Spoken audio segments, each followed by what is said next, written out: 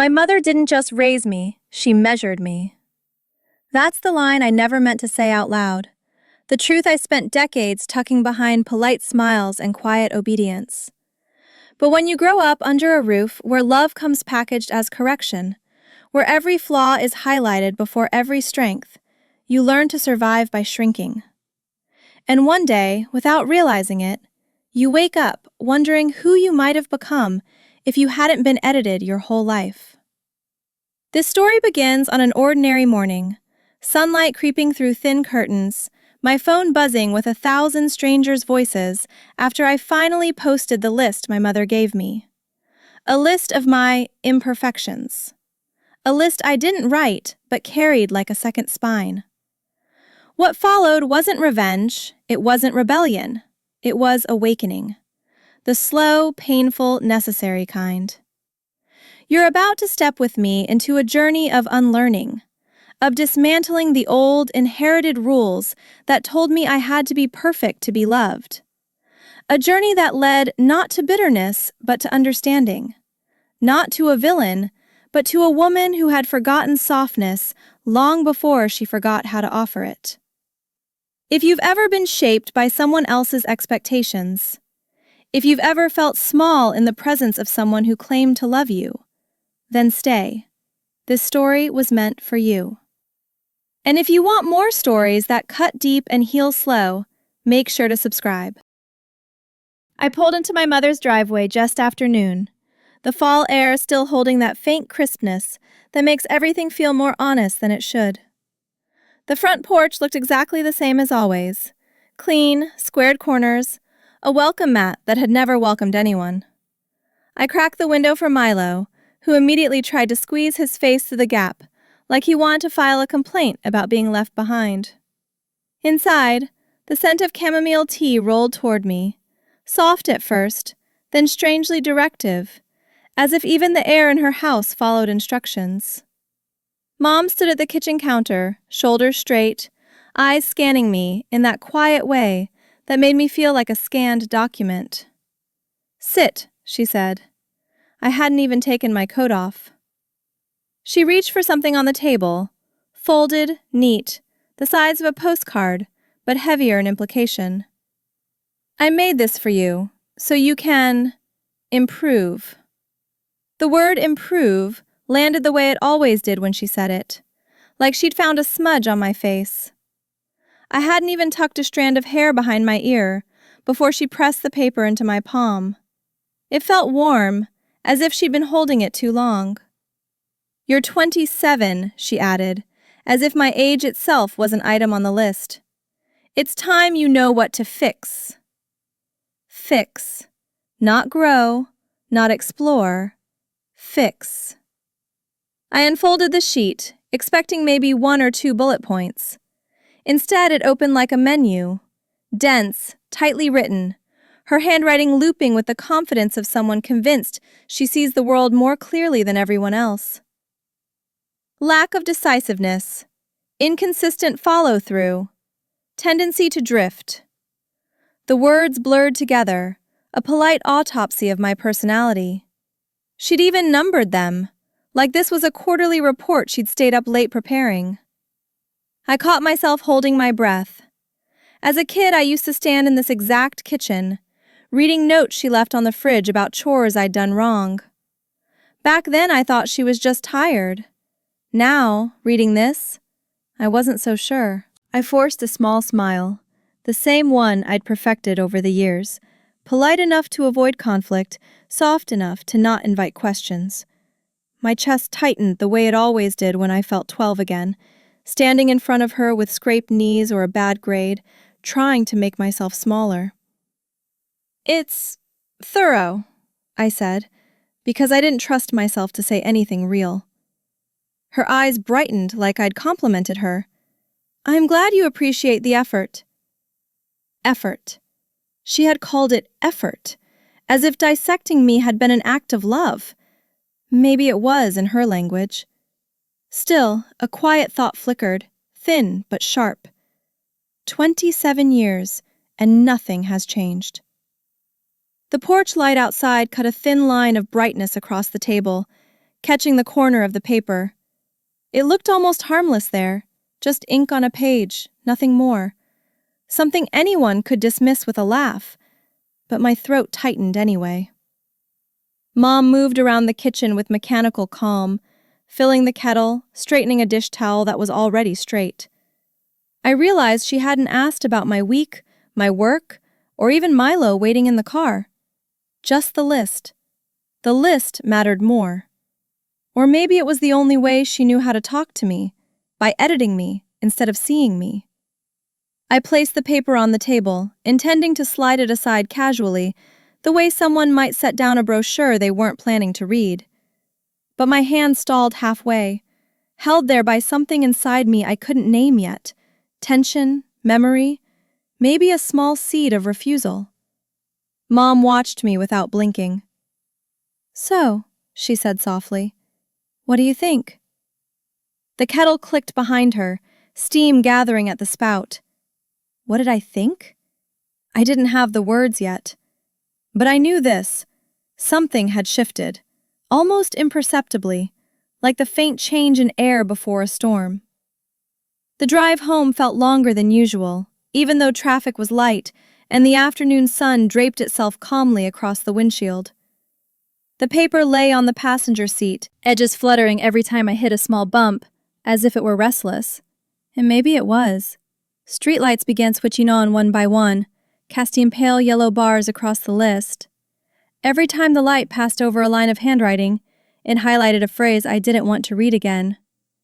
Milo meowed from the back, annoyed that I'd interrupted his afternoon routine. "I know," I murmured, keeping my eyes on the road. "I'm annoyed too." The tires hummed beneath me, steady and indifferent, while the words on the page kept rearranging themselves in my mind. By the time I reached the drive-thru, my stomach was a tight knot, the kind that always demanded salt instead of solutions. I ordered fries, something warm, uncomplicated, predictable. The first piece was already cooling by the time I fished it from the bag. I tapped it against my thumb before eating it, the way I used to when I was stressed in college. It tasted bland, but it grounded me. I sat there for a moment, parked between a pickup and a sedan with a baby seat in the back, letting the neon menu board buzz faintly behind me. Life around me continued at its own pace. Nobody here knew anything about a list of flaws written in perfect cursive. My phone buzzed. Jenna. "Hey," she said immediately, voice bright enough to feel like a window opening. "You alive? Or did your mom grade you to death?" Her timing was uncanny. I laughed, though it came out thin. "Let's just say I scored low." "That's not even possible," she replied. "You're a functioning adult with a tax ID. That's more than I can say for half my exes." I leaned back against the headrest, letting her banter steady my breathing. "How's the new project?" she asked. I hesitated. "According to my mother, still needs refinement." After we hung up, the silence inside the car shifted. Not empty, just familiar. A memory threaded itself through the quiet. Me at 8 years old, standing in our living room, holding a school art project I'd worked on for a week. Mom had pointed out the uneven coloring before she'd said anything else. It wasn't cruelty. It wasn't kindness either. It was something in between, a habit she never questioned. Now, decades later, the pattern resurfaced with the same precision. The years didn't dilute it. They just made it quieter, harder to call out. I brushed a fry crumb from my jeans, suddenly aware of how much space those old moments still occupied. When I got home, Milo darted past me into the apartment, brushing against my leg in a way that felt like a small, deliberate welcome. I placed the list on the passenger seat for a second, but as I leaned over to grab my bag, he hopped onto the seat and sat directly on top of it, like he was trying to smother it out of existence. "Good instinct," I whispered. His tail wrapped around the paper's edge, soft and warm, a contrast to the rigid handwriting beneath. For the first time that day, something in me softened too. Maybe because he didn't know the words. Maybe because he didn't care. Both felt like relief. As I locked the car, a passing vehicle cast a moving reflection across the window, stretching into a long silver streak. It slid across the glass and disappeared, leaving behind the quiet of the parking lot and the evening air brushing lightly against my arms. I took a slow breath. Nothing dramatic had happened. No confrontation, no revelation, just the steady thrum of a day that should have been ordinary but wasn't. I walked toward my apartment, keys cold in my hand, and realized I still didn't know what I was going to do with the list. But something inside me whispered that I wouldn't forget today anytime soon. The next morning arrived with that muted gray light that makes everything feel slightly unprepared. I opened my laptop, still half asleep, expecting the usual stream of emails about deadlines and revisions. Instead, the first subject line froze me. Pausing our collaboration for now. The client's explanation was polite, almost apologetic. Something about sensing a lack of consistency in my process. The phrasing felt uncomfortably close to the words on my mother's list, as if the two had compared notes behind my back. My hand hovered above the trackpad longer than it should have. Milo stretched across the keyboard, unconcerned, leaving a row of accidental letters on the screen. His weight was warm, grounding. I closed my eyes for a moment, pressing my fingertips to my temple. One email shouldn't have felt like a verdict, but stacked on everything from yesterday, it hit deeper than I wanted to admit. Later that afternoon, I remembered Mom still had my old iPad, the one she borrowed for a week 6 months ago. She'd somehow kept herself logged into my email, something she treated like an accidental convenience. I didn't think twice as I walked into her living room to pick it up. But when her eyes lifted from the screen, I knew she'd already read the client's message. "There," she said, tapping the iPad with a softness that contrasted the sharpness of her words. "That's what I've been trying to tell you." Her tone wasn't triumphant. It was worse. It was matter of fact, as if the universe had validated her notes. I stood still, my mouth drying, while she waited for me to agree. I left her place quickly, barely remembering to grab the charger. Once home, I sat on the floor with my back against the couch, Milo curling beside me like he sensed the unraveling. His head nudged my wrist, coaxing my hand down to his fur. "Okay," I whispered, because talking to him was easier than talking to anyone else. The weight in my chest didn't lift, but it steadied. The room was small but warm, the kind of space where the hum of the refrigerator created a soft rhythm underneath everything. I let myself sit in that rhythm, the clouds outside thickening in slow motion. Maybe I wasn't falling apart. Maybe I was just tired. The paper was still on the console table where I'd dropped it the night before. I picked it up without thinking. The words looked even harsher in daylight, each line crisp and intentional. Something inside me tightened, then shifted. On impulse, I snapped a picture of it with my phone. I didn't know why. Habit, maybe, or some strange instinct to archive the moment. On the screen, the ink looked darker than it did in real life. More blunt, more revealing. I stared at the photo a long time. It didn't look like a list of guidance. It looked like a report card, written for someone who had never passed any exam in her mother's eyes. The realization landed with a dull thud in my chest. As I set the phone down, another thought slipped in, uninvited but persistent. If a list like this showed up in someone else's hands, someone I didn't know, what would I say? Maybe I'd tell them, "You didn't deserve to be cataloged like that." Maybe I'd tell them the list said more about the writer than the person being evaluated. The idea pressed against my ribs, steady and insistent.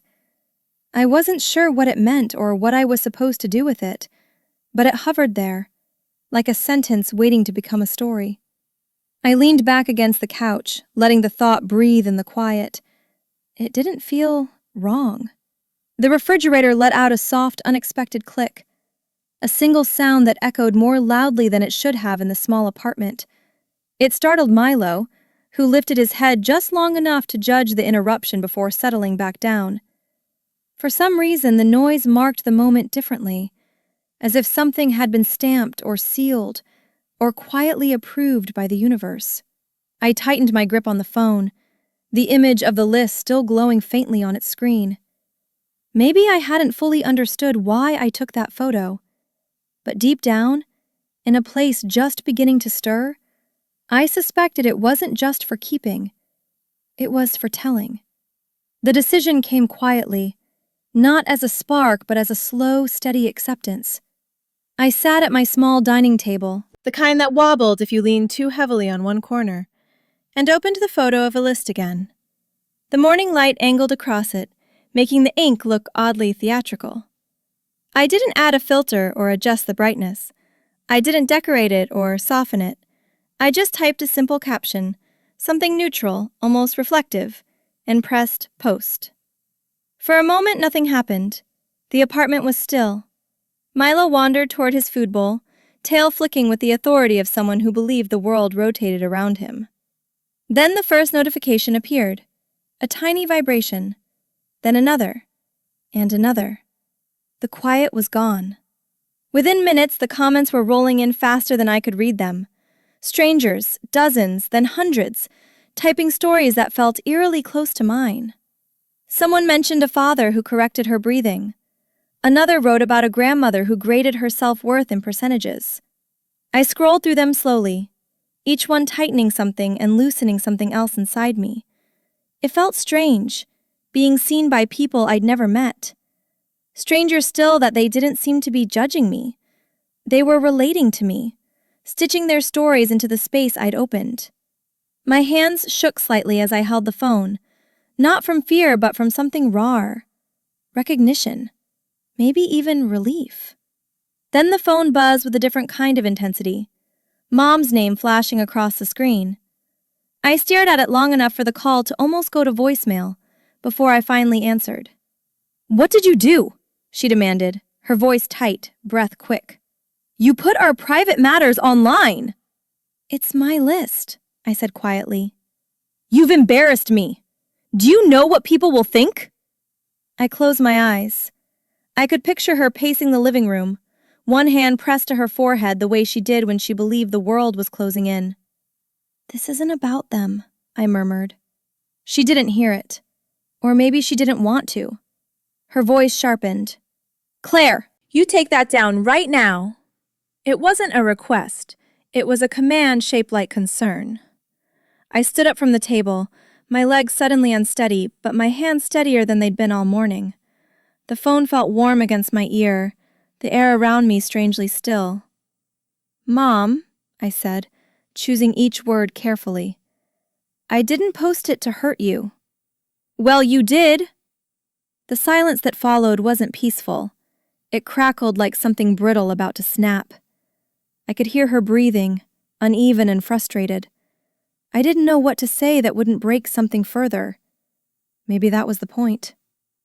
"I'm hanging up," she said suddenly, voice cracking in a way she'd never allow if she were standing in front of me.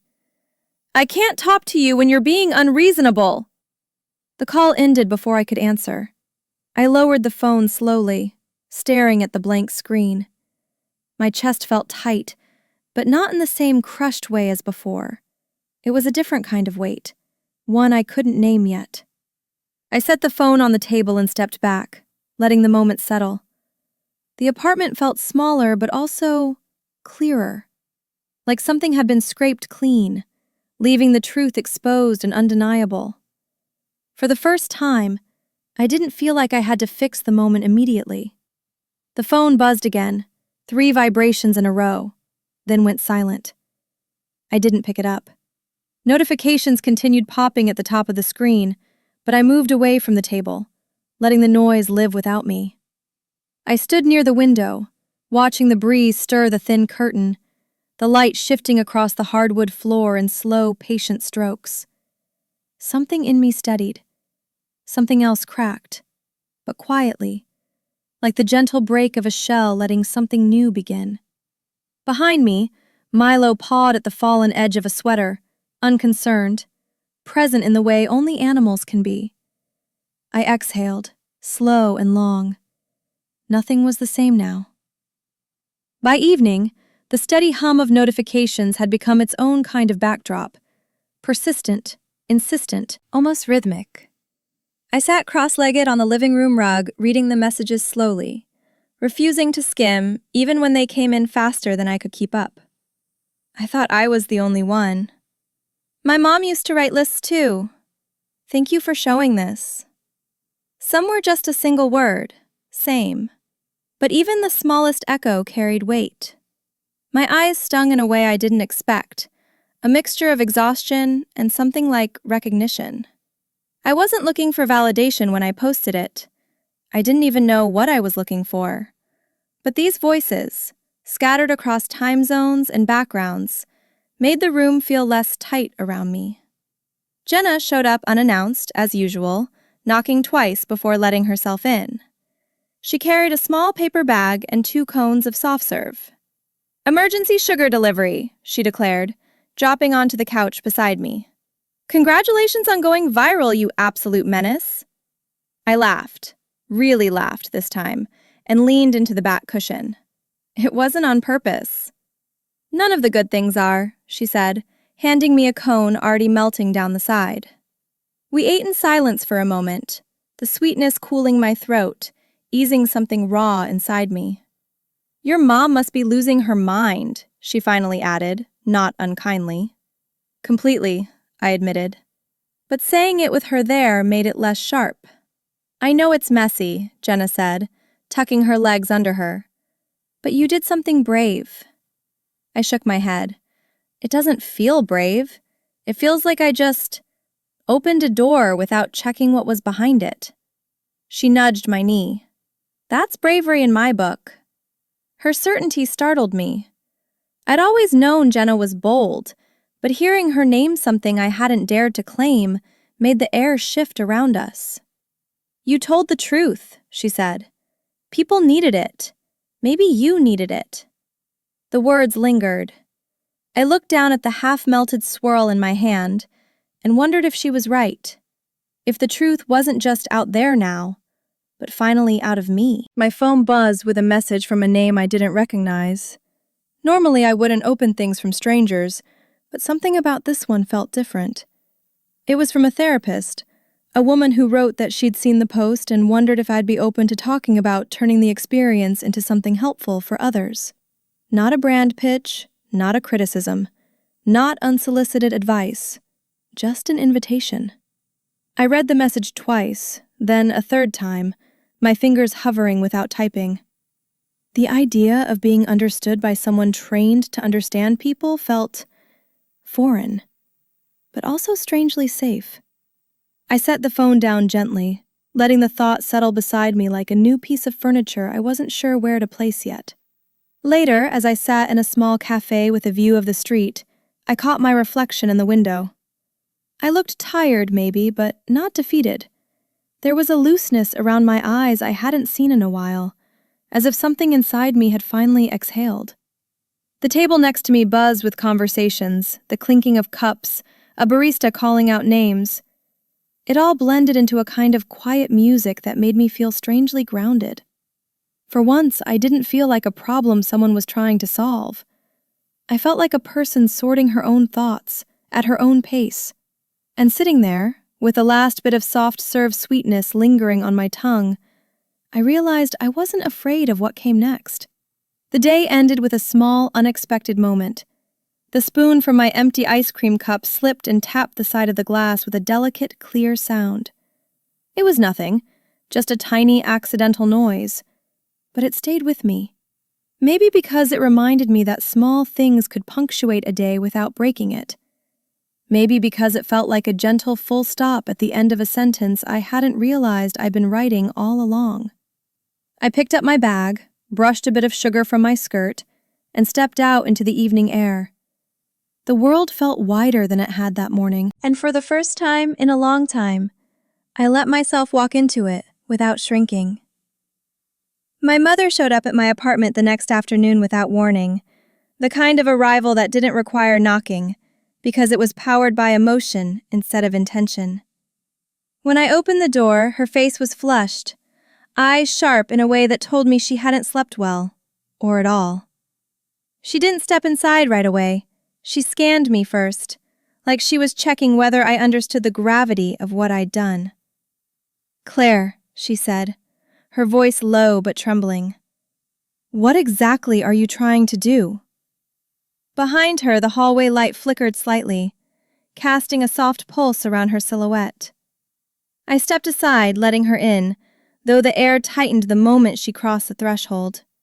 Milo darted behind the couch, sensing the storm before I could.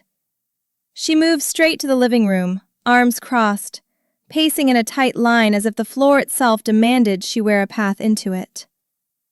"Are you trying to humiliate me?" she asked. The question landed like a trap, one I'd fallen into 100 times. "No," I said calmly.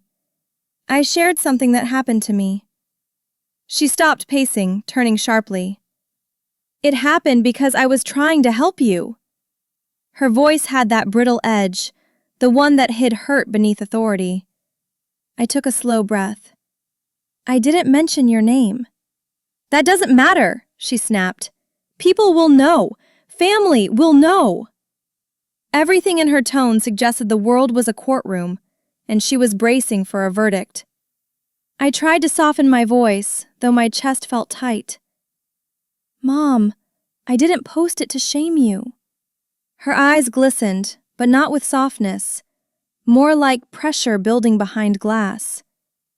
"Then why? Why put it out there for strangers to see?" "Because it hurt me," I said. "And because I'm not the only one." She blinked, startled by the phrasing, as if the idea that other people lived with invisible wounds hadn't occurred to her. Her jaw tightened. "So your first instinct is to expose your family?" "Mom," I stepped closer. "It's my experience, my story." She shook her head, a small trembling motion. "You don't get to rewrite things just because you feel something." The words stung more than I wanted them to. Milo trotted out timidly, pausing halfway like he was weighing the emotional temperature in the room. I scooped him up as a small act of self-preservation. My mother watched the gesture as if it offended her. "So that's it? You hide behind your cat and your feelings now?" Her tone wasn't cruel, just desperate, the way fear sometimes comes out sideways. Part of me wanted to apologize the way I always did, to smooth the edges so she wouldn't spiral. But I stayed still. "I'm allowed to talk about what affected me," I said quietly. "Not when it affects me more," she replied. The line hung in the air, fragile and sharp, an argument she believed was airtight. I couldn't tell if she was more angry or scared. Maybe both. Her shoulders trembled slightly as she reached for a tissue, dabbing her eyes in quick, efficient motions, like she wanted to erase the evidence of emotion. "Do you know what your aunt said this morning?" she whispered. "Do you know how humiliated I felt?" The focus on her image, on what others thought, closed around her like a fist. "Mom," I said softly, "this was never about them." She pressed her lips together, swallowing hard. For a moment she looked smaller, not weak, just overwhelmed in a way I'd never allowed myself to notice before. But even then, I knew she wasn't ready to hear me. Not yet. She straightened abruptly, wiping the last trace of moisture from her cheek. "I'm going," she said, her voice clipped. "I can't stay here when you're choosing strangers over your own mother." The words hit like a cold gust, but I didn't reach for her. I walked her to the door quietly, Milo weaving between my ankles. As she stepped outside, the screen door shook lightly behind her, rattling in the still air. She didn't look back. And when the echo of her footsteps faded down the hall, I stood there for a long moment, hand on the frame, breathing in the lingering tension. Something had shifted, and neither of us could pretend otherwise. Her call came the next morning while I was sitting on a park bench, letting Milo sniff the grass with theatrical suspicion. The sky was a pale blue, the kind that feels too gentle to hold bad news, yet my phone vibrated with her name anyway. I answered, expecting a quieter version of yesterday. Instead, her voice came out sharp, as if she'd spent the night collecting every worst-case scenario. "You've made a spectacle of me," she said. "People are calling, asking what kind of mother writes something like that." A group of kids rode scooters past me, their laughter rising like sparks, completely disconnected from the storm pouring through my phone. Mom, no one even knows it's you. That's not the point, she fired back. The point is, you did this. I closed my eyes, letting the breeze hit my face. I put her on speaker and lowered the phone to my lap, listening while watching leaves shake in the wind. She continued, her accusations tumbling out in long, breathless lines. You've turned me into some kind of villain. You've always exaggerated things. You never understood that I was trying to shape you. Her voice layered itself over the sounds of the park, the rustle of branches, distant barking, a jogger's steady footsteps. Every word she said pressed against a bruise I'd carried for years. Mom, I finally said, lifting the phone again. You haven't asked how I feel once. Silence. Just the wind moving through the trees. What do you mean, how you feel? She replied cautiously, as if the concept itself was unfamiliar. I mean, I said gently, that this hurt me too. Another pause, longer, heavier.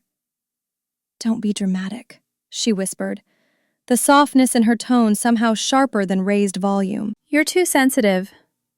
There it was, the old verdict.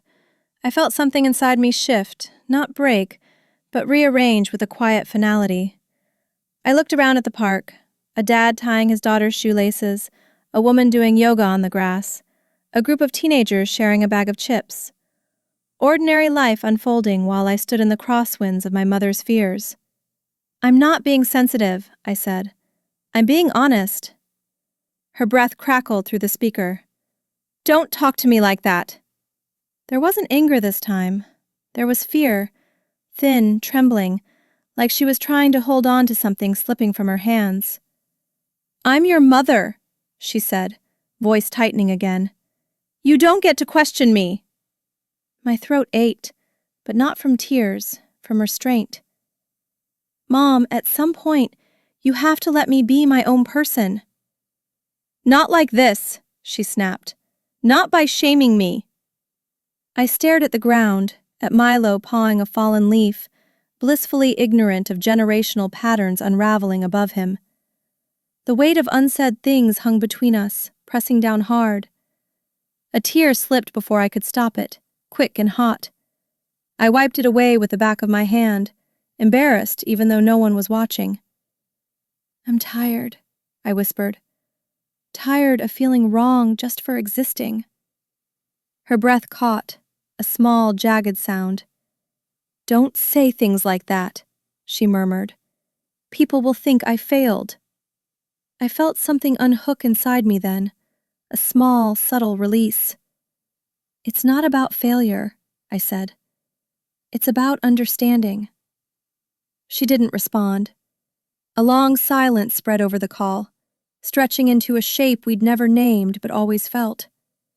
I opened the small container of ice cream I'd brought with me, took a slow spoonful, and let the cold steady me. Children pedaled laps around the bench, the squeak of bicycle chains filling the quiet between us. A little boy laughed so loudly he startled Milo, who darted behind my legs. The world around me was alive, uncomplicated, undisturbed by the emotional fault line running between mother and daughter. Mom, I said softly, I have to go. She exhaled sharply. Fine.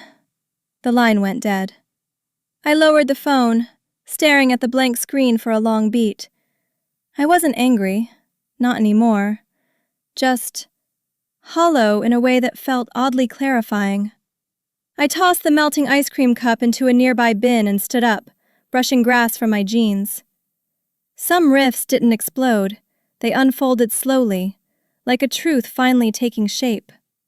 2 days passed before I checked my email again.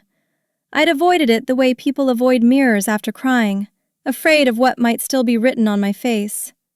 When I finally opened my laptop at a small cafe, the inbox was overflowing. But one message immediately stood out. A creative agency. Young, modern, slightly chaotic judging by their branding. They wrote that they'd seen my post and found the rawness compelling. They wanted to talk, maybe about a collaboration, maybe about shaping something meaningful from what I had shared. The idea made my throat tighten, not with fear but with disbelief. Me, the girl whose flaws had been cataloged like grocery items. A tiny spark flickered, unfamiliar but warm. Jenna sat across from me, sipping an iced coffee and pretending not to eavesdrop, even though her eyebrows kept climbing higher. "Oh my God," she whispered loudly. "They want you to come talk about authenticity? You?" I nudged her ankle under the table. "Don't make it sound like I've been living a double life." She grinned. "I'm just saying. You've been hiding your shine behind your mother's checklists for years. Maybe this is your coming out party." The phrase made me laugh, a real one, full-bodied, the kind that startled the table next to us.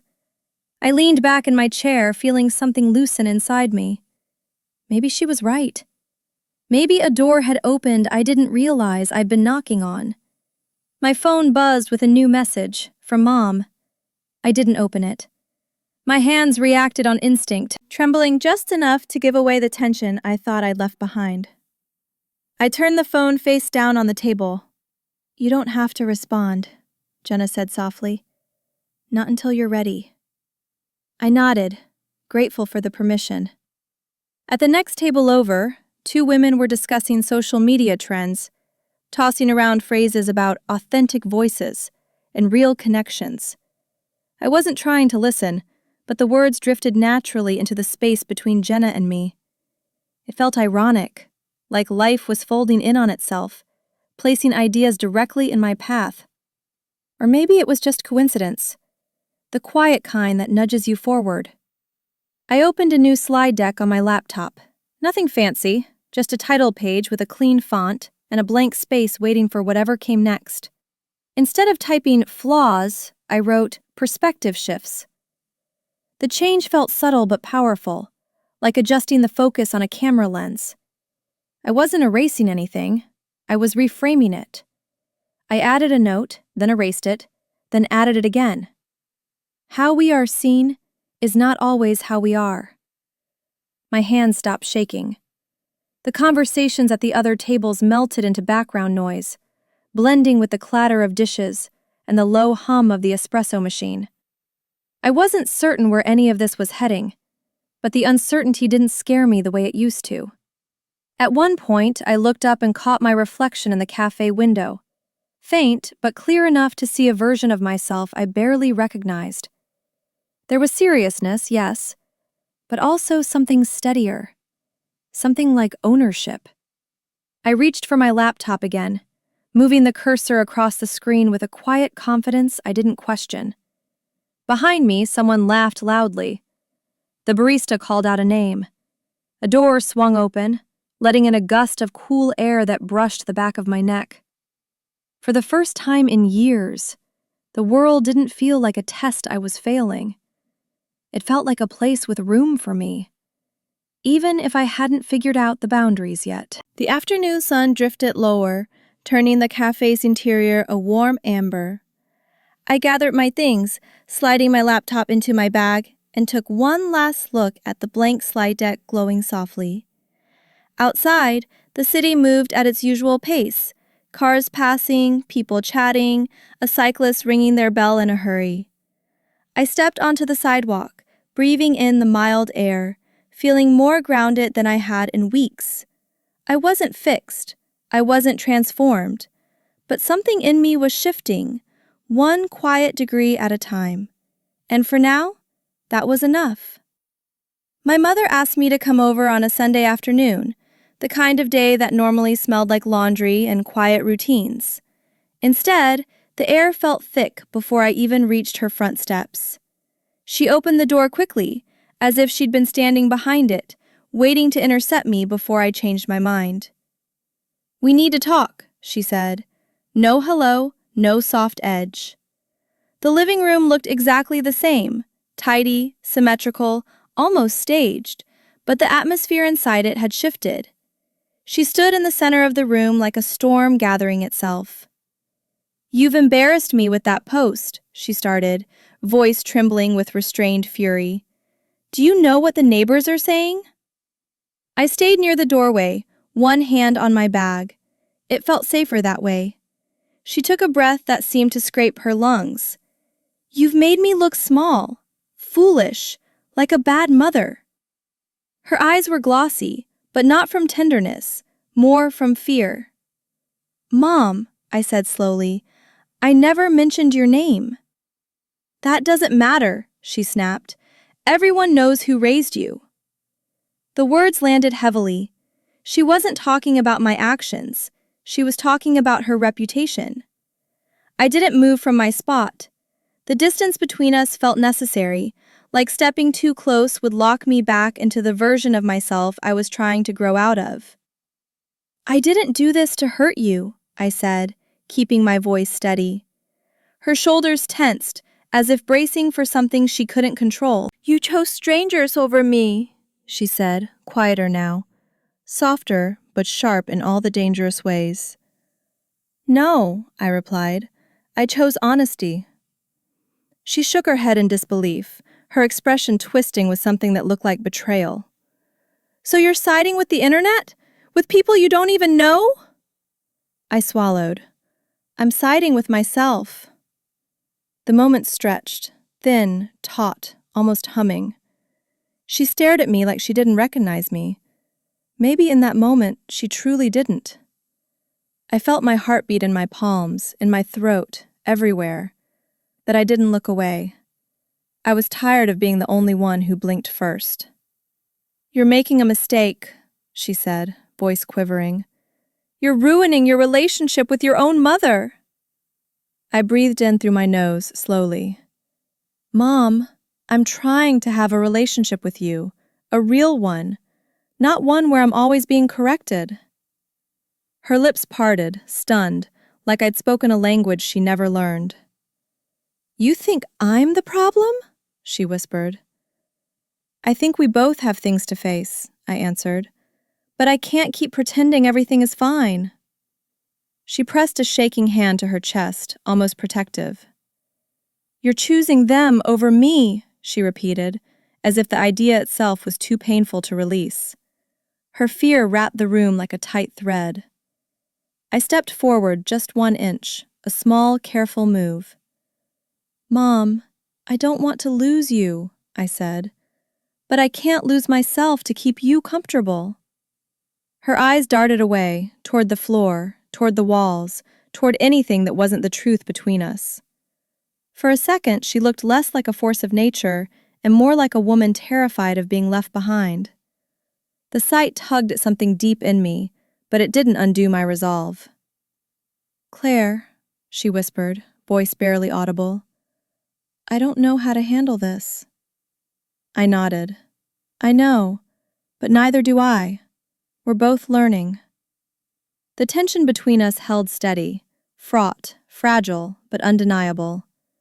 A small clock on the wall ticked loudly, each second dropping into the silence like a piece of metal. We both heard it, and yet neither of us spoke. The weight in the room was different now. Not explosive, not angry, but suspended. She looked at me with widened eyes, as if waiting for me to take everything back. I didn't. I simply stood there, breathing the same air, holding the same truth. The old version of our relationship wasn't going to survive this. Whether a new one would grow in its place, neither of us knew. But for the first time, I wasn't the one afraid of that uncertainty. When I pulled into my mother's driveway the next afternoon, the sunlight hit the porch in a way that felt harsher than usual. Bright, unfiltered, almost accusatory. I paused before stepping out of the car, hands still on the wheel, breathing slowly as if I were preparing for a stage I didn't audition for. Inside, the air was cooler than expected, the kind of coolness that hinted someone had been pacing for hours. She sat at the kitchen table, the same place where she used to hover over my homework, correcting pencil strokes and margins as if perfection were a language I refused to learn. Her posture was stiff, her eyes following me as I walked in. "We need to finish our conversation," she said quietly. I nodded, pulling out a chair across from her. The kitchen still smelled faintly of last night's dinner.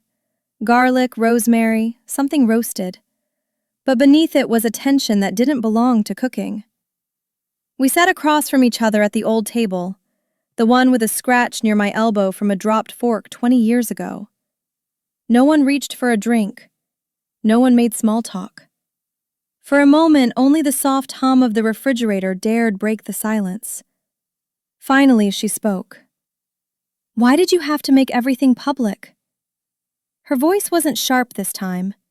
It carried something heavier, an exhaustion that had settled into her bones. I folded my hands, grounding myself. "I'm not trying to expose you," I said softly. "I'm trying to tell my story."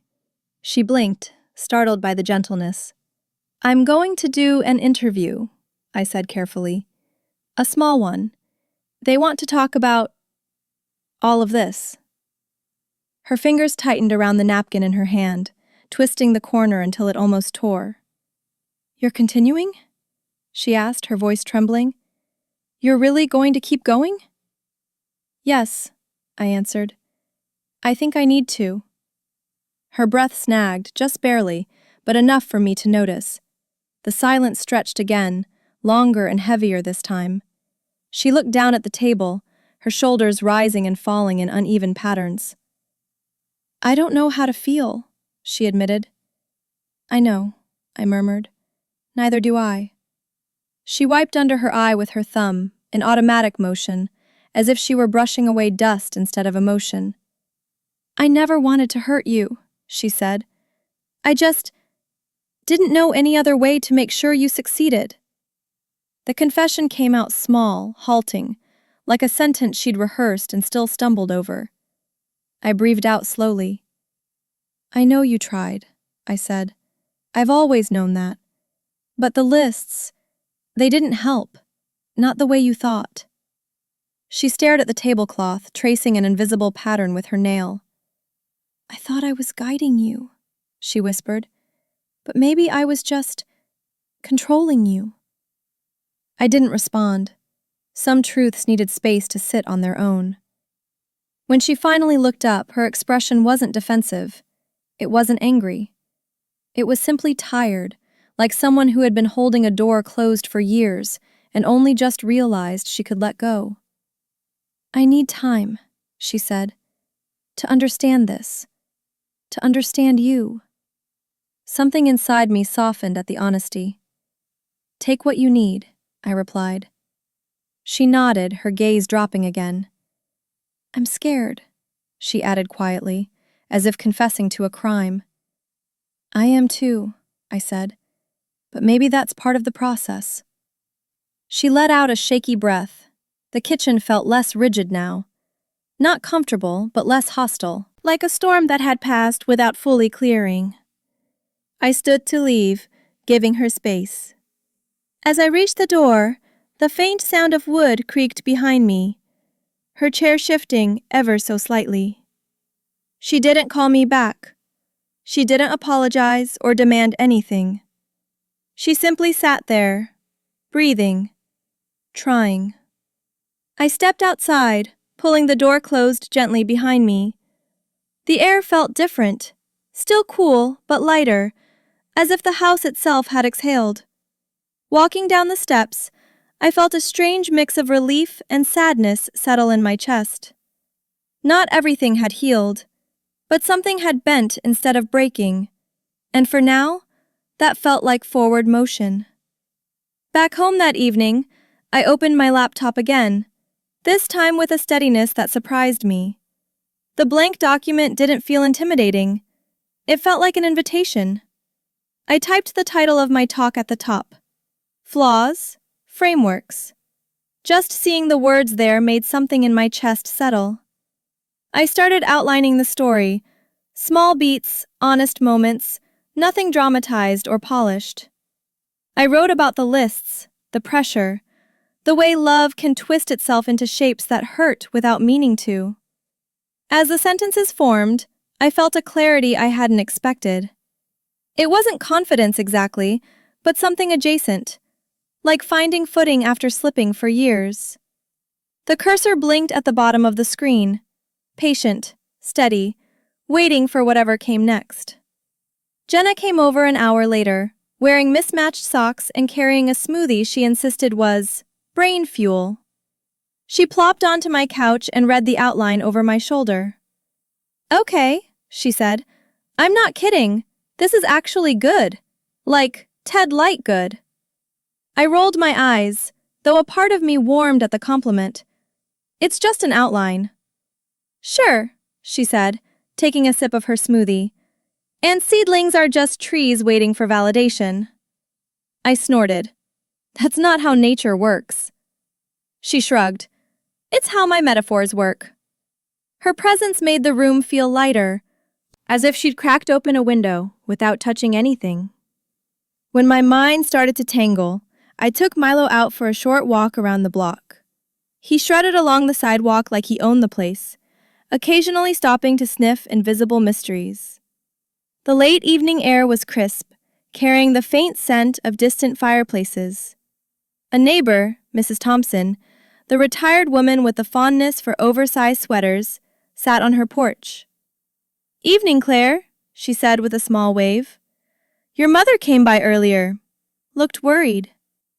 I nodded, unsure how much to reveal. "We're figuring some things out." She gave me a knowing smile.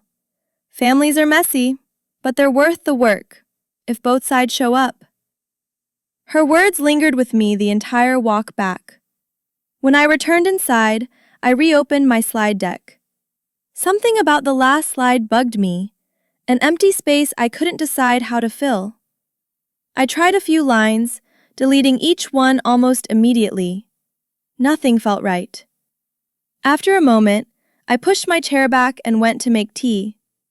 The kettle clicked as it heated, filling the apartment with a soft, metallic hum. I let the steam warm my face, grounding myself.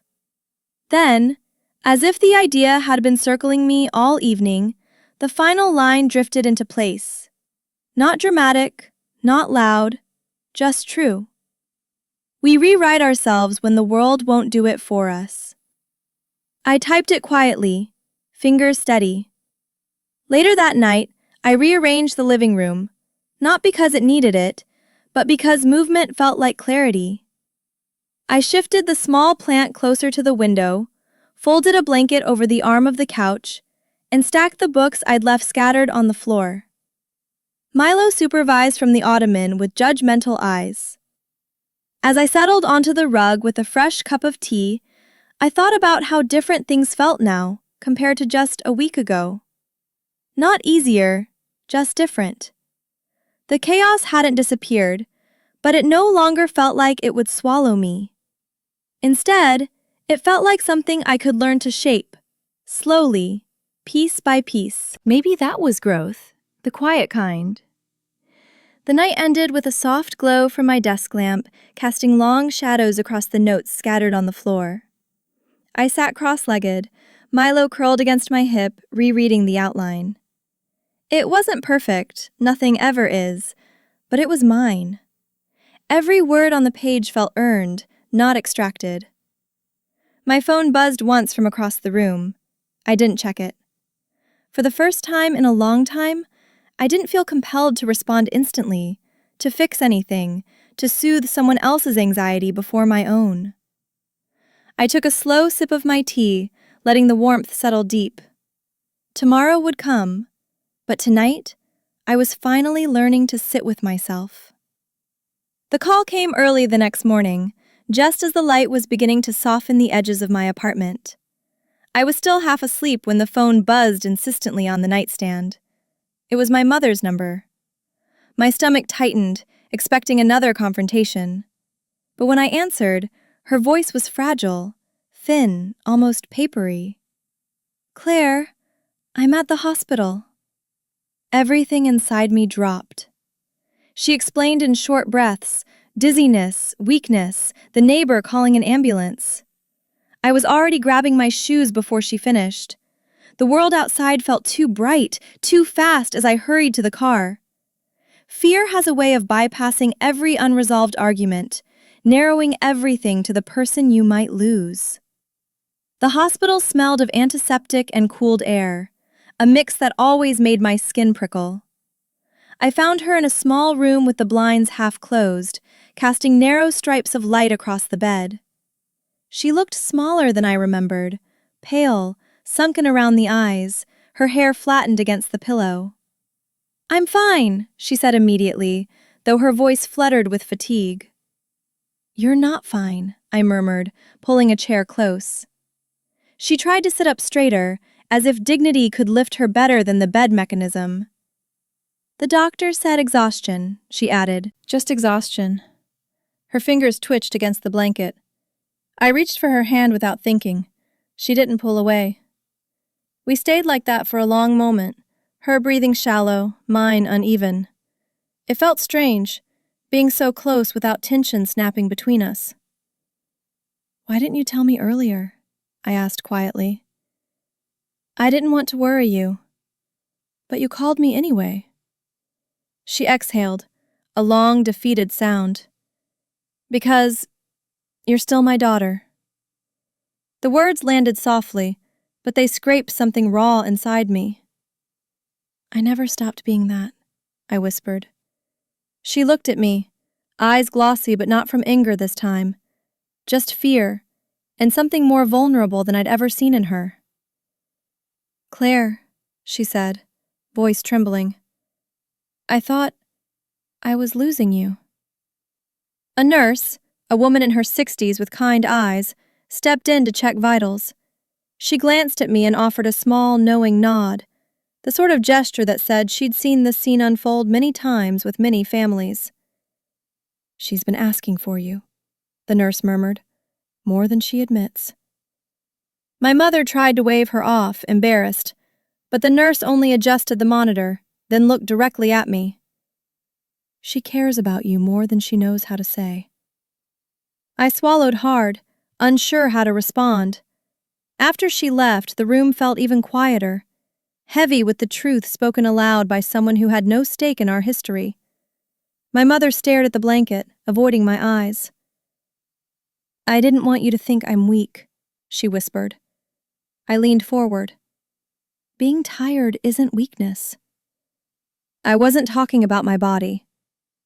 Her meaning hung there, delicate and breakable. For years she'd worn certainty like armor, lists and rules and critiques, all crafted to keep the world in check. But now, with her guard lowered, I could see the cracks of a woman who had lived more from fear than control. "You don't have to be perfect for me," I said. "You never did." She blinked rapidly, like she didn't know how to accept gentleness aimed back at her. "I don't know how to do this," she admitted. "We can learn," I replied softly. The steady rhythm of the heart monitor hummed between us, a soft, reassuring pulse. I held her hand a little tighter, grounding both of us. Nothing about our past disappeared, nothing was magically healed. But for the first time, we weren't fighting. We were simply sitting together in the fragile, messy truth of who we were. Two imperfect women trying to unlearn old patterns before they swallowed us whole. When a volunteer walked by the doorway humming a slow tune, my mother closed her eyes, her breathing settling. I stayed beside her, letting the moment stretch and soften. For once, stillness didn't feel like waiting. It felt like beginning. When my mother was discharged 2 days later, she surprised me by asking to stay at my apartment for a short while. The request came out tentative, almost shy, as if she feared she was crossing a boundary she'd never acknowledged existed. I helped her settle onto my couch, draping a soft blanket over her lap while Milo sniffed her shoes with the suspicion he reserved for all house guests. She looked around my living room as if seeing it for the first time. The framed prints, the cluttered bookshelf, the mismatched pillows Jenna insisted were artistically chaotic. "It's cozy," she said quietly, like she'd never imagined a space of mine could be enough as it was. Just hearing the gentleness in her voice softened something inside me. The first small crack came while I folded laundry. "Why do you fold towels like that?" she asked from the couch, eyebrows lifting in the familiar way that usually meant criticism was coming. This time I inhaled before answering. "Like what?" "They're uneven. I let the towel hang in my hands for a moment, then placed it on the stack without fixing it. I like them this way, I said calmly. She blinked, startled by the simplicity of the refusal. No apology, no explanation. Oh, she murmured. All right. And that was it. No sigh, no lecture, just acceptance. Fragile, tentative, but real. Later, we went to the grocery store together, staying mostly in the aisles where she could lean on the cart without tiring. She reached for her usual ingredients: soft bread, soup cans, a small bunch of parsley. When we passed the freezer section, she glanced at the tubs of ice cream, the exact brand I'd eaten the day I sat in the park crying after her harsh words. Still eating this? She asked, half teasing, half curious. Yes, I said, picking up a pint. I like it. She hesitated, then reached out and grabbed one for herself. Maybe I'll try it, she said, with a tiny smile. We stood there for a second, two women choosing dessert like it was an act of détente.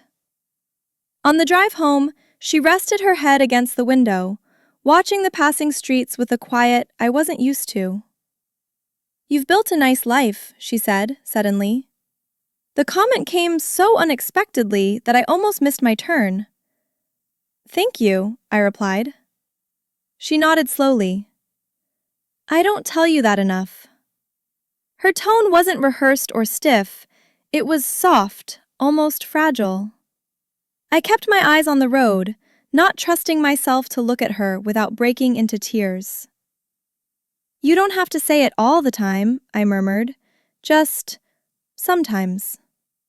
She reached for the sleeve of my sweater, giving it a light tug. I'll try. It wasn't an apology, but it felt like the closest she'd ever come. Back at the apartment, she helped me unpack the groceries, insisting on doing the lighter bags. When she placed the ice cream in the freezer, she paused, as if the simple act meant something she didn't quite know how to articulate. I'm still learning, she said quietly. Me too, I replied. Milo hopped onto the counter, knocking over a bag of pasta. My mother startled, then laughed, a small, genuine laugh that softened her entire face. I forgot what it's like living with a creature that doesn't follow rules, she said. He has none, I answered. She smiled. Maybe that's good for you. The remark was gentle, almost affectionate in its honesty. When evening settled, we sat at my dining table with mugs of warm tea. The steam curled between us, softening the air, smoothing the edges of everything left unsaid. She held her mug with both hands, gaze drifting toward the window where the city lights flickered faintly. I know I pushed too hard, she said finally, voice lowered. I'm not good at giving space. I let the words sit in the room, giving them the weight they deserved. You're trying, I said. That matters. She nodded slowly, her breath steadying. For the first time in years, being with her didn't feel like bracing for impact. It felt like witnessing someone inch, carefully, clumsily, toward understanding. The morning she felt strong enough to sit at my desk, I found her staring at a blank sheet of paper, as if it held a question she'd never been taught how to answer. What are you working on? I asked, bringing her a cup of tea. She tapped the pencil against the page, hesitant. I was thinking, maybe I should make a list too. My breath caught, not from fear but from the quiet symbolism of it. Not like yours, she clarified quickly. A different kind. A list of what I need to change. Her voice dipped on the last words, almost swallowed by the room. I sat beside her, giving her space to keep going or pull back. She didn't pull back. She drew a small line at the top of the page, then another, shaping the beginning of something she hadn't yet named.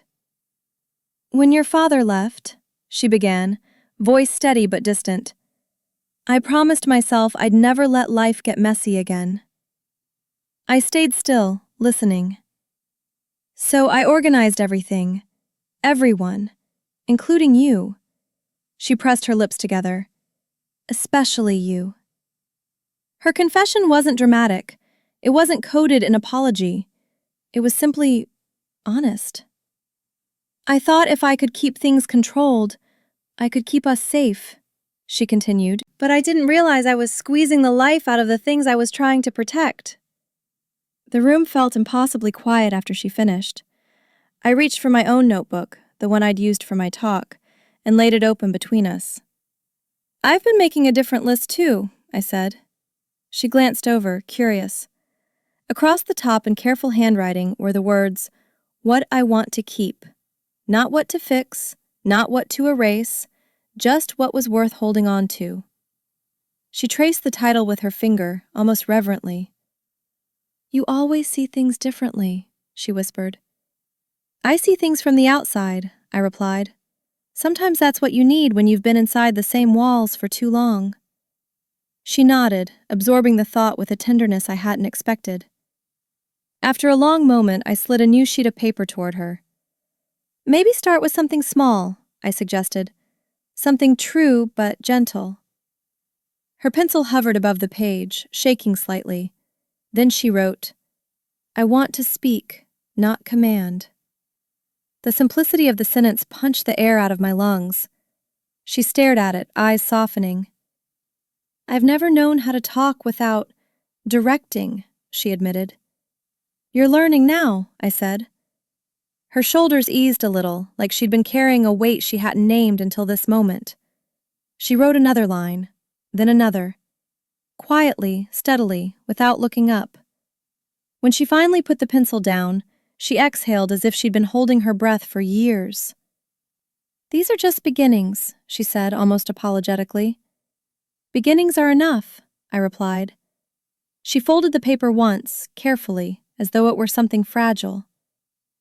"I want to respect your boundaries," she added, her voice steady but humble. "Even if I don't always understand them." The admission wrapped around me gently, like a fabric I'd been waiting to be wrapped in since childhood. "Thank you," I whispered.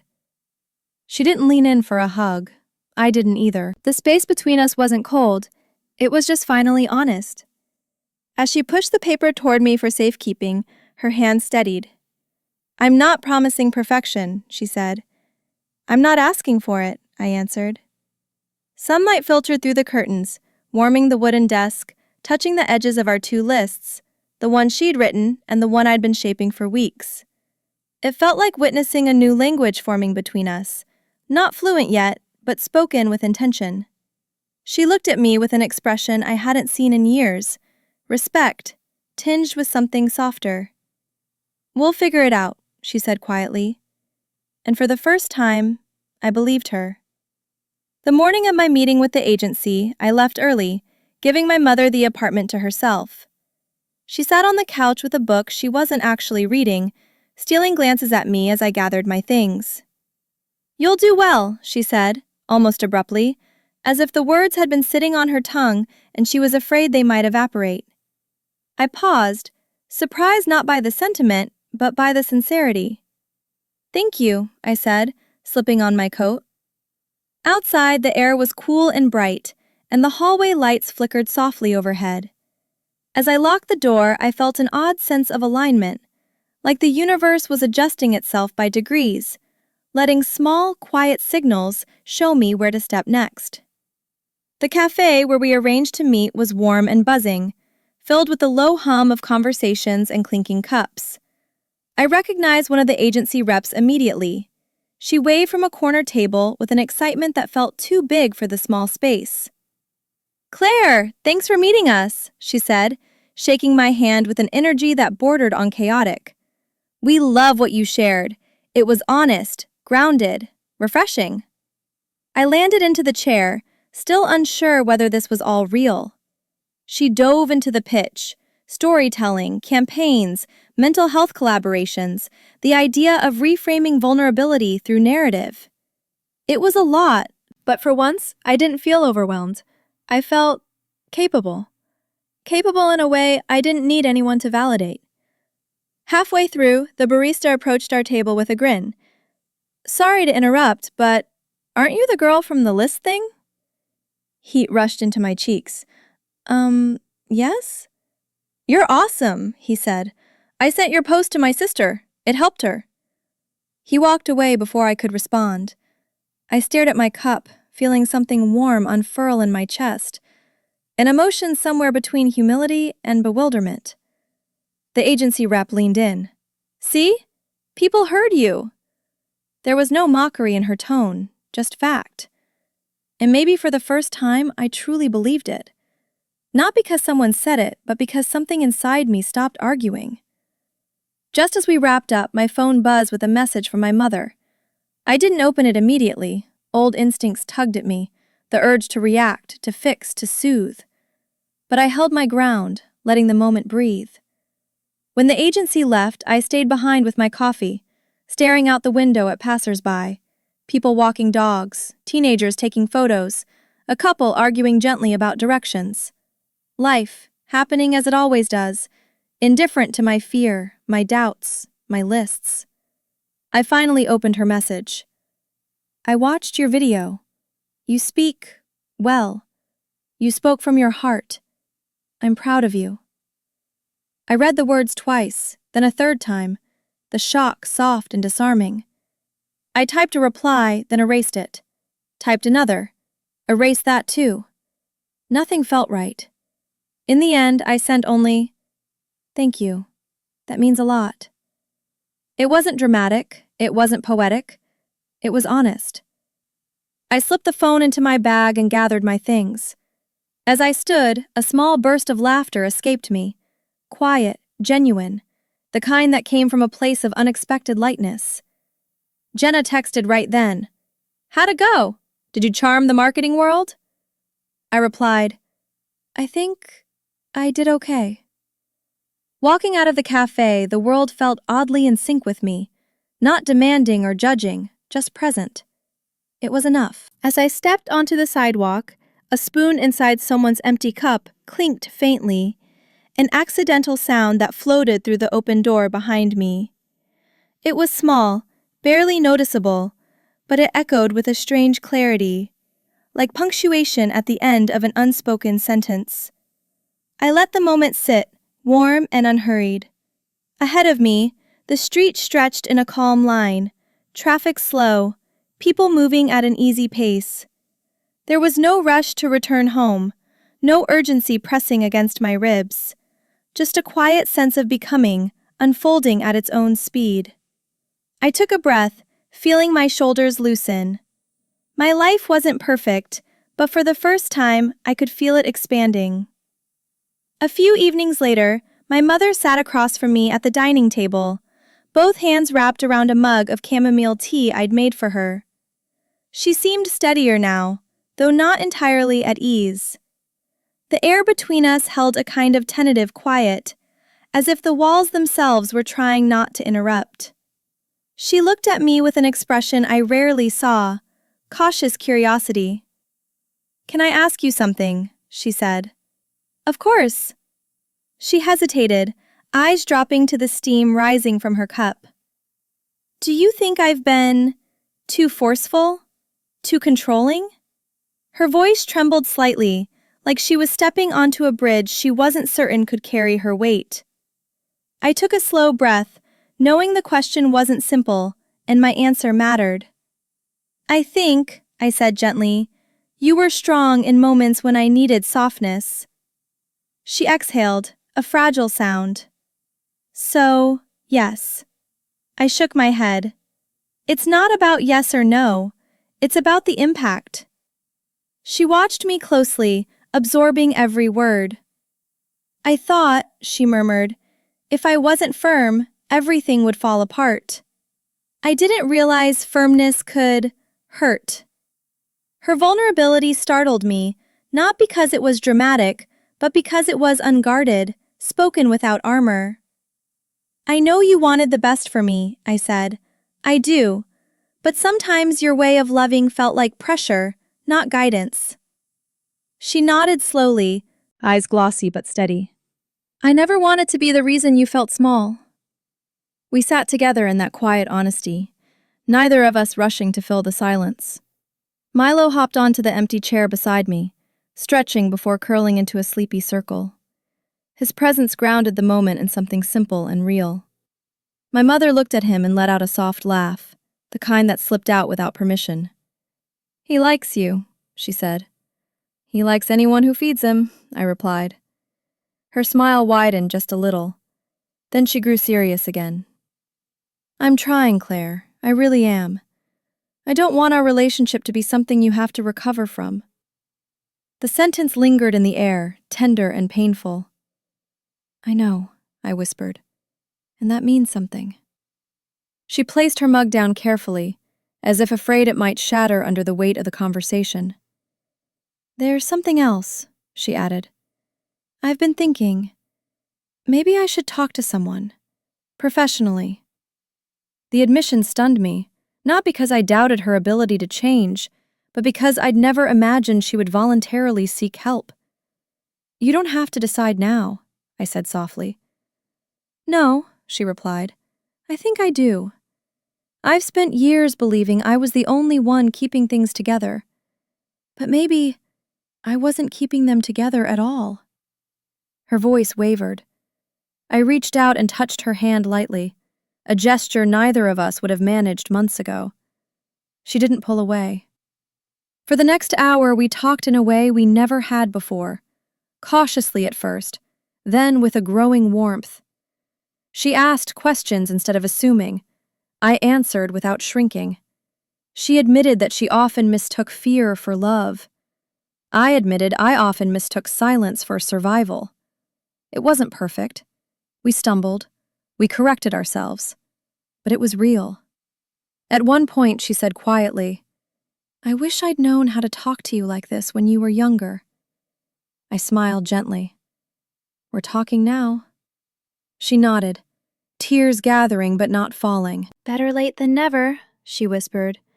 And for once, the phrase didn't sound like an excuse, just truth. When the conversation finally tapered off, she reached over and tapped the side of the table with one finger, a nervous habit I hadn't seen since childhood. "I'm proud of you," she said softly.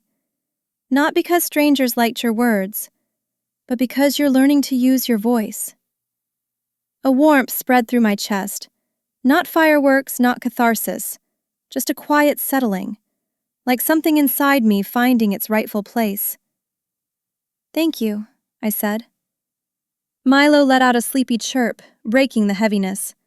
We both laughed, a small shared sound that felt like a soft bridge forming. When my mother stood to go to bed, she squeezed my shoulder once, lightly, gently, enough. The next morning, sunlight poured through my curtains in soft gold streaks, warming the room in a way that made everything feel just a little more possible. I set up my small tripod near the window, adjusting the angle until the light hit just right. Milo inspected the setup like a tiny judgmental supervisor, then settled himself directly in the frame, as if he understood the importance of being featured. "Fine," I muttered, moving the camera an inch to the left. "You win." I pressed record and began speaking.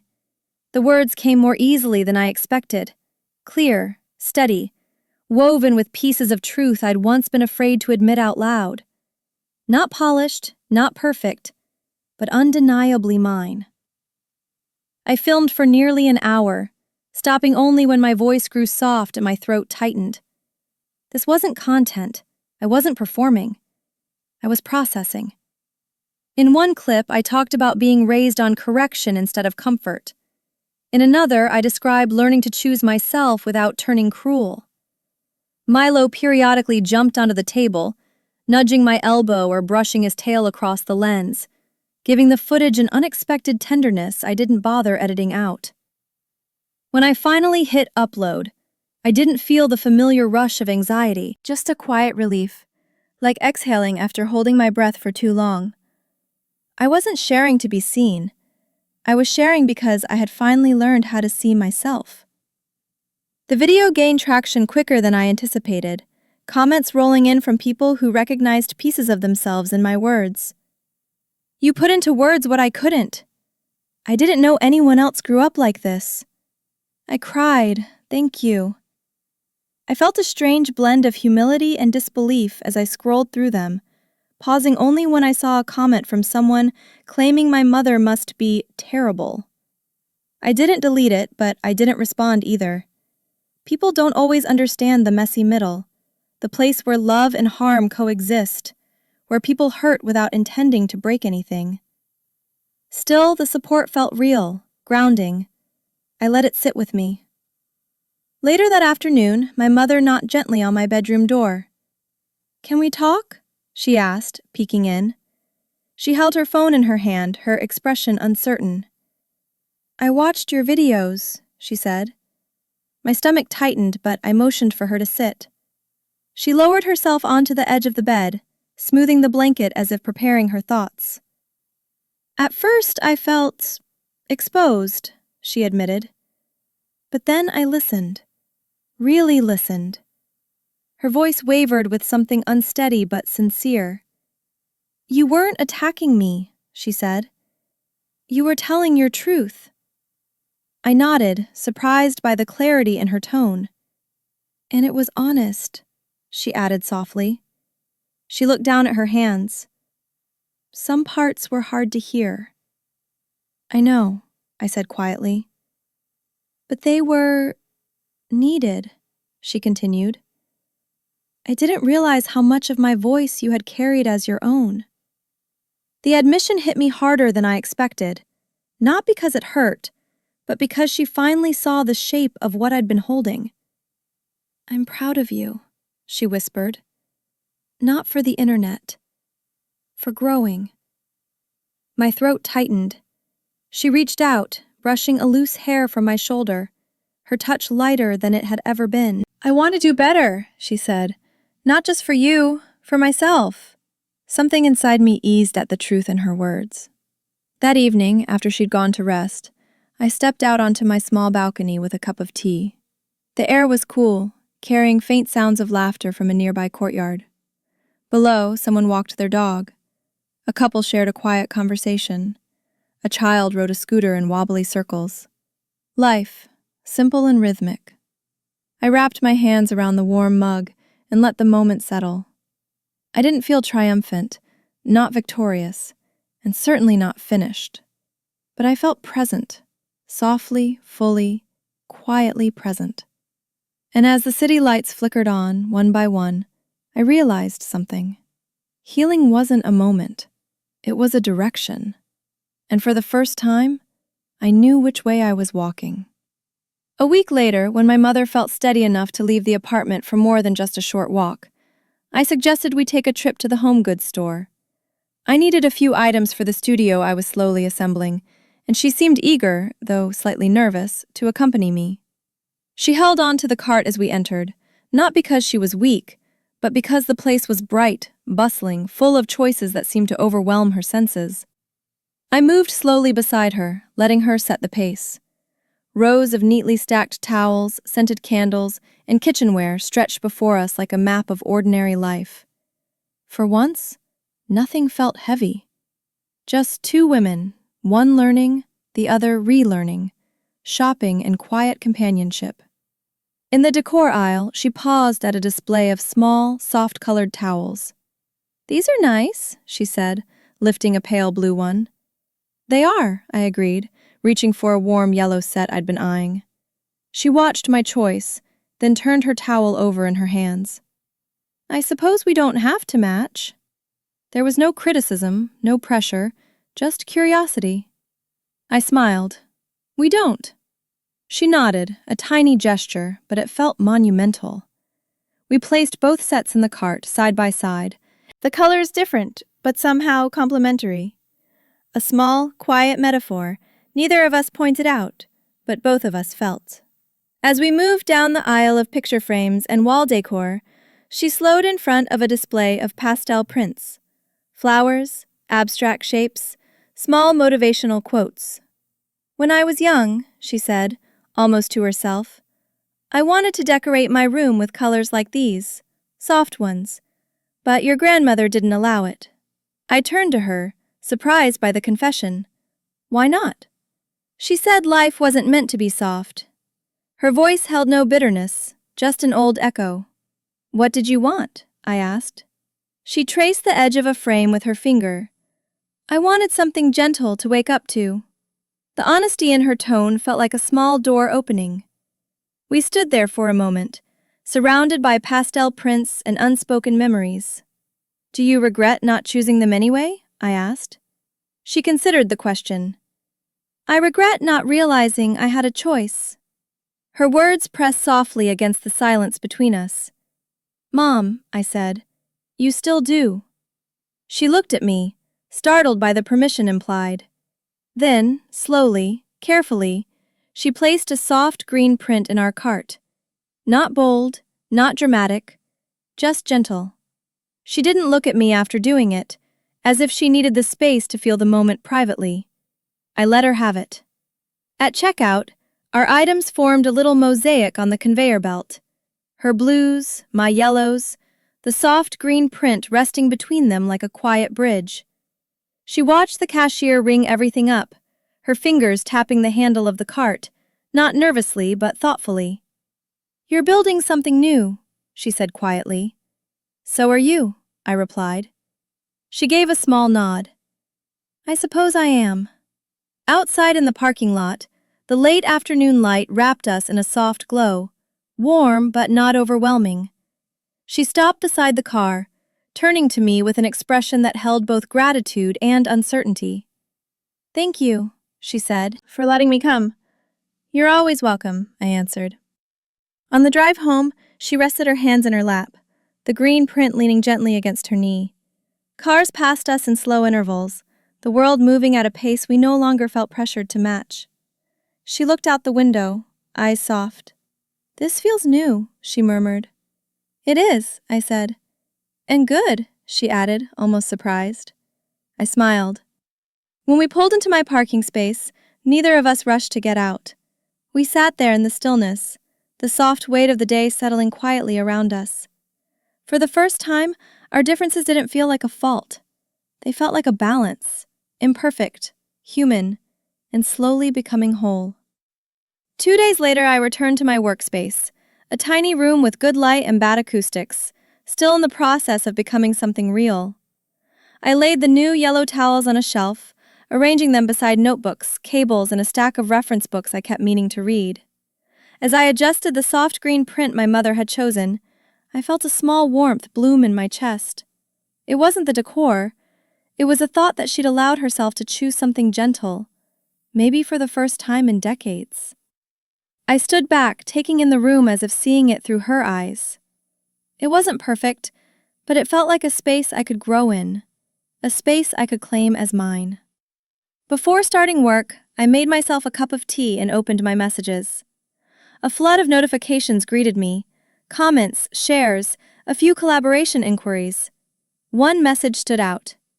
Would you consider doing a live session about breaking cycles? I stared at it, uncertain. A live audience felt more intimate, more immediate than anything I'd done so far. But another part of me, the part finally learning to trust herself, leaned forward. Before fear could talk me out of it, I typed, "Yes, let's schedule it." My hand trembled slightly as I hit send, but not from anxiety, from possibility. That afternoon, while adjusting my camera setup, I heard the familiar tap of my mother's knuckles on the doorframe. "Need help?" she asked, stepping inside. I gestured toward the ring light. "It keeps tilting." She examined it with the seriousness of someone assembling medical equipment. "Ah," she said, tightening a small screw at the base. "There." I blinked. "How did you know?" She shrugged. "I've been putting things together my whole life, just not always the right things." Her attempt at humor was subtle, but sincere. I felt it land gently between us. "Thank you," I said. She nodded, pretending not to be pleased. She wandered toward the shelf, running her fingers along the yellow towels. "These are brighter than I imagined," she said. "You like them?" "They're happy," she replied simply. Then her gaze shifted to the green print she'd chosen. "I didn't know where I'd put something like that before," she admitted. "You can put it anywhere you want now," I said. She nodded slowly, absorbing the idea with a quiet kind of awe. "I suppose I can," she whispered. Her voice trembled in that way it did when she was facing something old, an inherited script she no longer wanted to recite. When I mentioned the upcoming live session, she stiffened slightly. "Oh," she murmured, "will you be talking about me?" Her question wasn't defensive. It was vulnerable, curious, a little afraid. "I'll be talking about experiences," I said carefully. "But I won't attack you. That's not what this is." She looked down at her hands. "I'm still learning to hear things without thinking they're arrows." "I know," I replied. "And I'm learning to speak without shrinking." Her eyes lifted. "We're both unlearning something, aren't we?" I nodded. It felt like the truest sentence in the room. As she turned to leave, she paused in the doorway. "I'd like to watch," she said quietly. "Your live session, if you'll let me." I wasn't expecting that. "You can," I answered, my voice softer than I intended. "Of course you can." She gave a small nod, her expression gentle, tentative. Then she disappeared down the hallway, her footsteps light. I stood in the center of my workspace, surrounded by mismatched towels, soft prints, cables, and notebooks, and felt something shift. Not dramatically, not loudly, just enough to know we were both moving forward, step by careful step. Healing, it seemed, wasn't just happening in me. It was happening in both of us. The evening of the live session arrived with a quiet electricity that hummed beneath my skin. I spent the late afternoon adjusting my camera, checking audio, smoothing the edges of the yellow towels on the shelf behind me, as if they were part of the presentation. My mother hovered in the doorway, not intruding, just watching. "You seem calm," she observed. "I'm trying to be," I said, managing a small smile. She stepped inside, her gaze sweeping over the room. "It looks warm, inviting." Coming from her, the words held surprising weight. She placed a hand on the back of my chair, not gripping, not directing. "Speak the truth," she said softly. "The right people will hear it." It was the closest thing to a blessing she'd ever given me. When the session went live, tiny hearts and comments appeared faster than I could read. I took a deep breath and began. I talked about childhood pressure, about inherited expectations, about learning to unlearn the voices that sounded like guidance but felt like confinement. As I spoke, the panic I feared never came. Instead, there was an unexpected steadiness, like my voice had been waiting for this very room, this very moment. People typed stories of their own. They thanked me for naming things they couldn't. Some cried. Some simply wrote, "Same." And through it all, I stayed grounded, not by the audience, but by the quiet certainty that this story was no longer something I was hiding from. It was something I was shaping. Near the end, a question appeared. How do you heal when the person who hurt you doesn't understand what they did? I paused, letting the words settle. "I think," I said slowly, "you start with yourself. You give your pain a name, even if no one else recognizes it. You learn to grow in the quiet spaces where no one is applauding. And sometimes, if you're lucky, people change alongside you. But healing can't depend on them. It has to begin with you." As I finished, a lump formed in my throat, not from sadness, but from the truth of it. I ended the session with a calm, steady goodbye. When the camera stopped recording, the silence in the room felt strangely full. I stood up, stretching my shoulders as the adrenaline gently faded. My mother approached from the hallway, her steps slow, deliberate. She held her phone in her hand, screen dimmed but still glowing faintly. "I watched all of it," she said. Her voice was softer than I'd ever heard it, neither defensive nor wounded, just open. "You were honest," she continued, "and kind." I swallowed, unsure how to respond. "Thank you." She nodded, eyes glistening. "I didn't realize how much of your life I had shaped without noticing the weight I put on you." Her words weren't an apology. They were something deeper, a recognition she'd never voiced before. She stepped closer, her expression trembling between pride and regret. "You could have been angry," she said. "You could have painted me as a villain." "I didn't want to," I replied. Her gaze softened. "I see that now." She placed a tentative hand on my arm, not controlling, not correcting, just reaching. "I want to try to do better," she said. "Not because you're asking me to, but because I finally understand why it matters." The sentence settled between us like a fragile, hopeful truth. I felt something loosen in my chest, years of tension releasing molecule by molecule. "We'll figure it out," I whispered. She nodded, her breath unsteady. Later, as I cleaned up the workspace, I found her sitting on the couch, the soft green print on her lap. She traced the frame thoughtfully, as if seeing herself in its gentle colors. "You chose this place well," she said, gesturing to the room. "It fits you." "So do you," I replied. She smiled, small, sincere, with a hint of disbelief. For the first time, our lives didn't feel like a tug-of-war. They felt like two threads weaving in parallel, finally learning the rhythm of coexistence. As the night settled in around us, warm and unhurried, I realized something I hadn't dared admit until now. We weren't healed, but we were healing, together. The following morning, the apartment held an unusual quiet, the kind that settles not from tension, but from a night of honest conversations that leave the air softer. My mother was already awake, sitting at the dining table with a notebook open in front of her.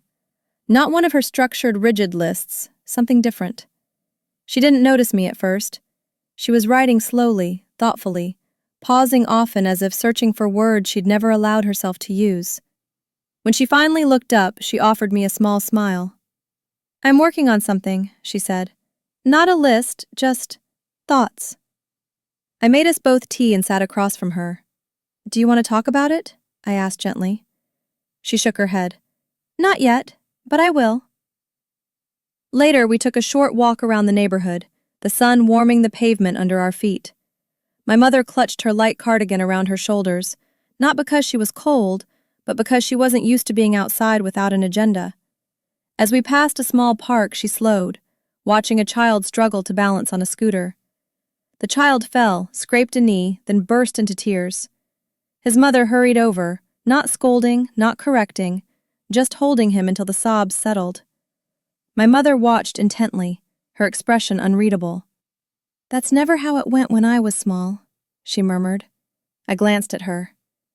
"Or when you were small," she added more quietly. A truth spoken gently, without excuse. We sat on a bench near the park's edge. She leaned slightly forward, elbows resting on her knees. "I always thought strength meant holding everything together," she said. "Never letting anything slip, never showing cracks." She rubbed her hands together as though warming them. "I didn't understand that softness could be a kind of strength too." I nodded, giving space for her words to breathe. "You're stronger when you're gentle," I said softly. She looked at me, startled, not by disagreement, but by recognition. "I see that now," she whispered. "I just don't know how to be that kind of strong yet." "You're learning," I said. "That's enough." Back home, she helped me prepare lunch. Nothing complicated, just pasta with vegetables. In the past, cooking with her felt like stepping into a classroom where any mistake became a lesson in inadequacy. But today was different. She chopped slowly, asking before adjusting anything. "Is this too much garlic?" she asked. "It's perfect," I said. She nodded, seeming oddly relieved. As we cooked, the steam curled through the kitchen, carrying a sense of warmth I hadn't associated with her in years. When we sat down to eat, she took her first bite and smiled, small, sincere. "This is good," she said, and she didn't add anything else. In the early afternoon, she went to lie down. I stayed in the living room, checking messages and sorting through emails, when I heard her call quietly from the bedroom. "Claire?" I walked to the doorway. She was sitting on the edge of the bed, holding the notebook from the morning. "I wrote something," she said. "It's not finished, but I want you to see it. She handed me the notebook, her fingers trembling. Inside, in uneven handwriting, were the words, "How do I learn to love without fear?" A simple question, a vulnerable one. I looked up at her, and she met my gaze without flinching. "Is that possible?" she asked softly. I sat beside her. "Yes," I said. "It's possible. But it's slow, and sometimes it's uncomfortable." She nodded, swallowing hard. "I'm willing to try," she whispered. Her voice cracked, not from weakness, but from honesty. "You don't have to do it alone," I said. She closed her eyes for a moment, letting the truth settle. "I spent so long trying to avoid disappointing you," she murmured. "But maybe I disappointed you anyway." I took her hand gently. "We're here now," I said. "That's what matters."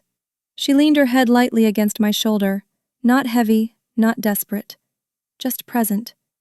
For the first time, it felt like she wasn't clinging. She was connecting. On her last morning at my apartment, the air felt different, quiet, but in a way that signaled something had shifted into place rather than fallen apart. My mother packed slowly, folding each item with a care that felt less like habit and more like intention. I made us breakfast, simple toast, scrambled eggs, fruit, and we ate by the window where the light softened everything it touched. She glanced around the apartment one last time, as if memorizing the space that had held the gentler version of us. "You've made a good home here," she said quietly. "So have you," I replied. A small smile tugged at her lips, the kind that hinted she understood the deeper meaning. For a long moment, neither of us spoke. The silence felt warm. We carried her bags down to the car together. The morning breeze tugged lightly at her hair, and she brushed it back with a gesture I recognized from my childhood. One I now saw differently, softened by the woman she was becoming. Before getting in, she turned to me. "When I go home," she said, "I want to rearrange things, make it feel less rigid." I nodded, surprised but not shocked. "And maybe," she added, "I'll put up that green print in my bedroom." The idea seemed to settle her, a quiet, private symbol of the shift happening within her. "You should," I said. She took a steady breath, as if ready to step back into her life with a new map. Before she started the engine, she spoke again, carefully, almost reverently. "Claire, I know we can't rewrite the past, but we can rewrite how we move forward." Her voice caught, but she kept going. "I want our relationship to feel like something we both choose, not something we endure." The honesty hit with a softness that wrapped around the moment like warm air. I felt my throat tighten. "I want the same," I said. She nodded, absorbing the words as if they were a kind of permission, a door she had never believed she was allowed to open. We sat there for a heartbeat, just breathing the same steady breath. When she finally drove away, I stood on the sidewalk until her car turned the corner. Not out of fear, not out of habit, but out of appreciation for her effort, for our uneven progress, for the simple truth that healing had stopped being a distant idea and had become something we were actively building. I walked back upstairs, the stairwell quiet except for the faint echo of my steps. Inside, the apartment felt different, not emptier, not heavier, just clearer. I washed the breakfast dishes slowly, letting the warm water run over my hands. The day stretched open in front of me, unhurried and full of possibility. Later, I sat at my desk and opened a fresh document. Not for a collaboration, not for a project, just for me. I wrote, "This is what it feels like when the story changes. Not suddenly, not perfectly, but steadily. One honest conversation at a time." My fingers paused over the keys. I thought about the lists she used to make, the lists I'd built inside myself, the invisible ones we were both learning to release. I thought about how far we'd come, not toward perfection, but toward presence. A kind of presence neither of us had known how to offer before. As evening settled, I stepped out onto the balcony with a cup of tea, watching the city lights blink awake. People moved below, walking dogs, carrying groceries, laughing in pairs. Ordinary life unfolding with quiet rhythm. I breathed it in, letting the cool air fill a space that once held only tension. My phone buzzed. A photo from my mother. The soft green print hung neatly on her bedroom wall, sunlight spilling across it. "Looks good here," she wrote. I smiled, a slow warmth blooming in my chest. It wasn't a final resolution. It wasn't a perfect ending. But it was real, honest, evolving, alive. And for the first time, that was more than enough. Even now, when I think back on everything, on the lists, the silence, the slow rebuilding, I realize this wasn't a story about winning or proving anyone wrong. It was about choosing truth over fear, connection over control, and learning that healing doesn't arrive with fireworks. It arrives in small moments. A softened voice, a gentler question, a green print hanging on a bedroom wall. My mother and I aren't perfect. We never will be. But we're trying, step by step, conversation by conversation. And maybe that's what real love looks like, when it finally stops pretending to be anything else. If this story touched you, if it reminded you of parts of yourself you've been carrying quietly, I'd love to hear your thoughts. Share your experience in the comments. Your words might be the thing someone else needs today. And if you want more stories like this, honest, emotional, and deeply human, don't forget to subscribe to the channel.